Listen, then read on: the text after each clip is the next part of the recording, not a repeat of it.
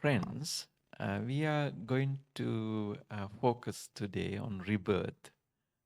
Now, rebirth means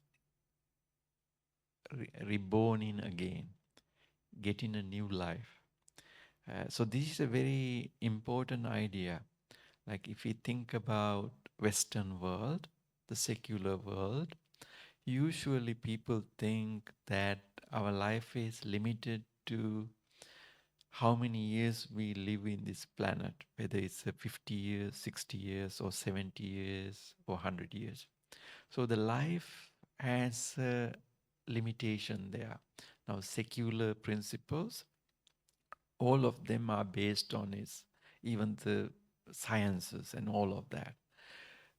The contribution of the Indian thought, Buddhism, Hinduism, and also some of the other Asian thought is that our life doesn't end in this world. This is a very important idea. So that means, in theory, we have longer life. Maybe this life is only one station, and that one station is like, you can compare it like getting off uh, from a train station, because there may be many train stations on a line, but you are getting off at one train station. That's this life, but there are others. Um, so this idea of rebirth is very central to some of the Buddhist theory. And here, what I mean is the word sansara. This is a word. Sara means traveling. San means traveling together or all together. So we translate it into English sansara as a cycle of birth and death. The traveling occurs as birth and death, and these are infinite. So this is where Buddhism make a very distinct contribution, which is not visible or intelligible on the surface level. From the Buddhist point of view, our life goes in a cycle, and this ends only once we attain enlightenment or become an arahant or Buddha.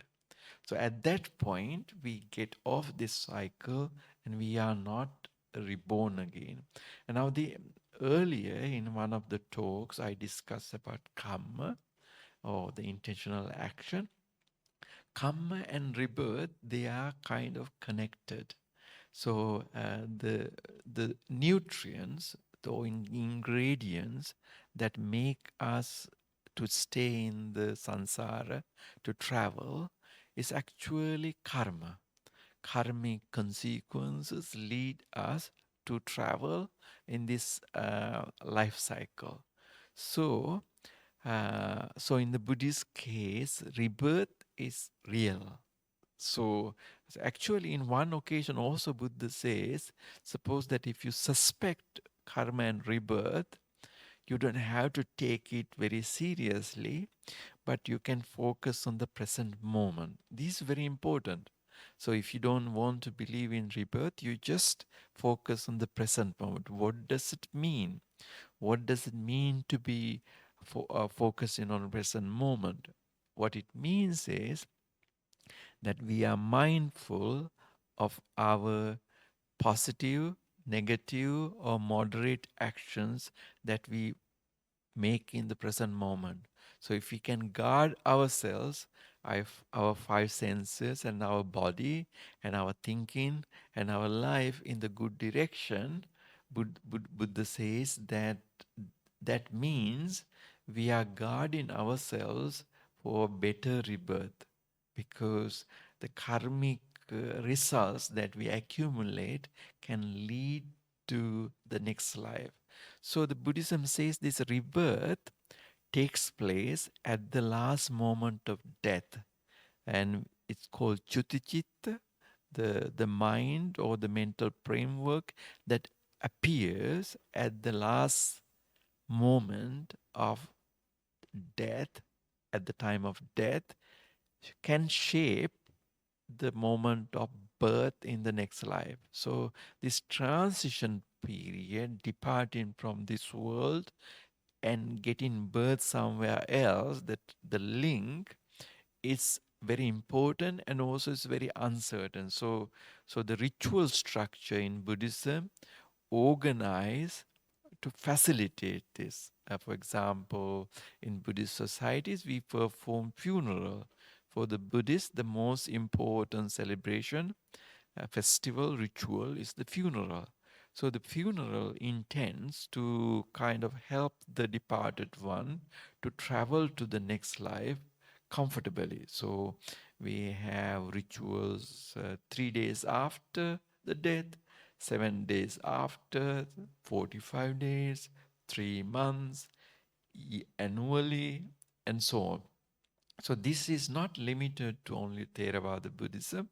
The Tibet and the Japanese and the Chinese and Korean and so on, all forms of Buddhism, Vietnamese and so on, they have rituals um, to make this samsaric journey, the journey in the cycle of birth and death, make comfortable for the traveler.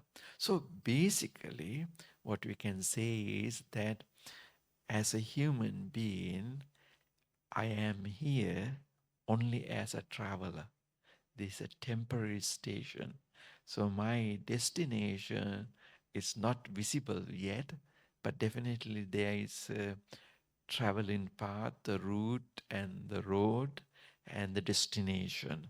And so rebirth is that thinking, that thought that explain this long journey that we go in our life. And it is based on cause and effect, the activities that we are engaged in, the results they produce, and the impact on the wider society, and also the impact on the shape in the life that we have it in the world. So the rebirth can be very useful for us not to forget that anything that we do affect others. So our responsibility as people who are believing in rebirth is to focus on the present moment, to think about how we can be mindful, more mindful. I know most of us are mindful, but how can we be more mindful of our thinking?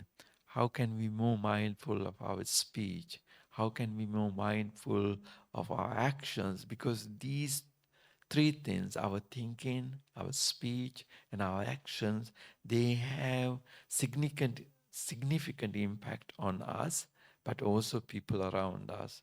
And so rebirth is not necessarily thinking about the future, but also thinking about the present. So the present moment can shape our rebirth and the future journey. And so being useful person in the present moment is the way to prepare for this rebirth journey. And I wish you a fruitful day to succeed in this life. Thank you very much.